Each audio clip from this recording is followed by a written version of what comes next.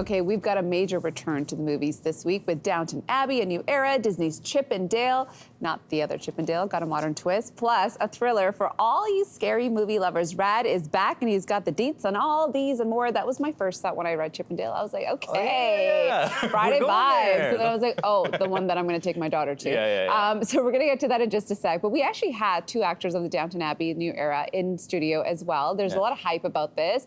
We've got a super fan, Anne-Marie, in the studio as well. She's like a huge, huge fan. So what is your take on this? Well, here's the thing. Like, I've never watched the series, so whenever I go to these movies, I drag Anne-Marie with me so she could explain to my ear, break it down. Who are these people and what did they inherit? Because let's face it, that's what these movies are about, right? It's literally about like rich, fabulous people. Imperialists and what they inherit and how they spend their time over tea and crumpets, writing out wills and rewriting wills. I mean, I said this the last time. These movies, like, they kind of struck me as this quaint and romanticized view of colonialism, right? It's about like them figuring out what they inherit and look at how quaint they are with their serving staff and how could the serving staff be so happy with these people to be at their beck and call. Exactly. But I didn't mind it this time around because I mean, first of all, it just seems so delightfully absurd, like watching them figure out their wills and stuff. Plus, it's like this is a movie where there's a movie shoot at Downton Abbey. They're shooting a silent film that then has to transition into sound, so it's kind of a singing in the rain nod. And I kind of liked how this movie just kind of points out how frivolous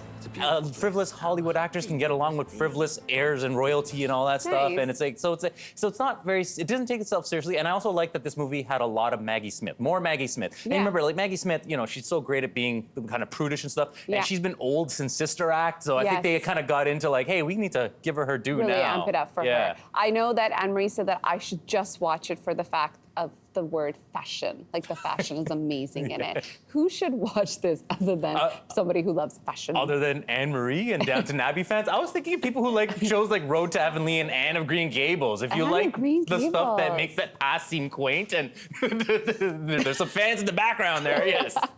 Yeah, we got a whole audience. Okay, fair enough. Okay, this next one, I couldn't even get through the trailer. I was like, what is happening here? I got goosebumps. It looked so freaky. And this one is like, how scary. This is called Men. How scary is Men about to get? Because listen, men can be very scary sometimes in general, but like this is something else. This movie is about how bad it gets to have to sit in a room with me all day. You know what I mean? Look, this movie, it stars Jessie Buckley, who, by the way, I think is the most amazing actress working today. And she plays a woman who has to, she's traumatized by an event with her husband. She escapes to the countryside. She's trying to look for solace, but then she's tormented by all these different types of men. And all the men are played by the same actor, Rory Kinnear, which is kind of like, you know, this way to hammer home the idea that all men are essentially the same. And the way they torment her goes from being subtle to basically to full out like, just run.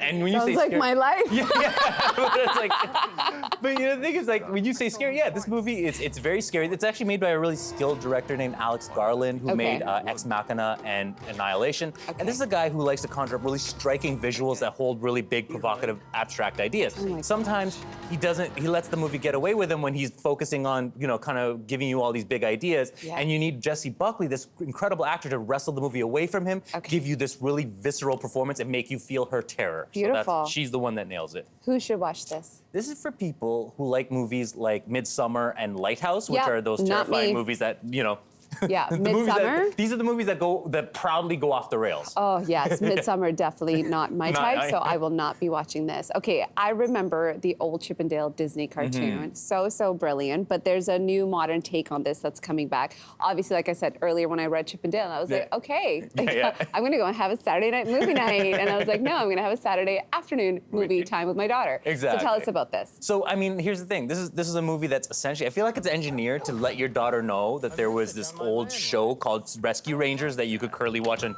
Disney Plus. So you can now, you know, before discovering that show, here's an introduction to it. Yes, there's these characters named Chip and Dale. They are not strippers. They are chipmunks. The movie borrows from Who Framed Roger Rabbit to kind of to sort of sell this to sell these characters. So what it is Chip and Dale have to kind of deal with somebody's abducting animated characters. And what's fun about this movie is that it's kind of irreverent. It pokes fun at animated movies, animated styles, the evolution of animated movies. It's not the most involving and inventive movie, but you know, it's cute enough. It's cute for a way that me and you would appreciate it because it's playing to us. We're the ones that grew up with Rescue Rangers. Yes. And it's, you know, cute enough for kids because they're chipmunks.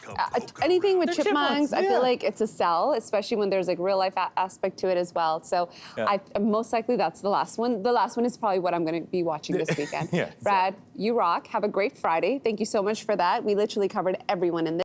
Hey, thanks for watching. If you liked this, be sure to subscribe here, or you can check out more Your Morning videos right here.